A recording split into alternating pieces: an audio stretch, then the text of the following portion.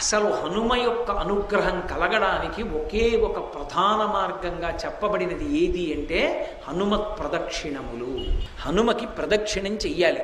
ప్రదక్షిణము అంటే ఒక్క మాట తిరగాలి. కానీ అది 3 మార్లు తిరగచ్చు, 5 మార్లు తిరగచ్చు, 7 మాటలు తిరగచ్చు, 9 మాటలు తిరగచ్చు, 16 మాటలు, 21 మాటలు, 108 మాటలు. పసుపు కొమ్ములు కాని, బియ్యపు గింజలు కాని, వక్కలు కాని, వీటితోటి ప్రదక్షిణం చేసేటప్పుడు నిండు గర్భిణి ఎలా నడుస్తుందో అలా నడవాలి. ప్రదక్షిణం చేస్తున్నంతసేపు కూడా ఒక శ్లోకమే చెప్పాలి. రామనామ భజన చేస్తూ కూడా ప్రదక్షిణం చెయ్యకూడదు.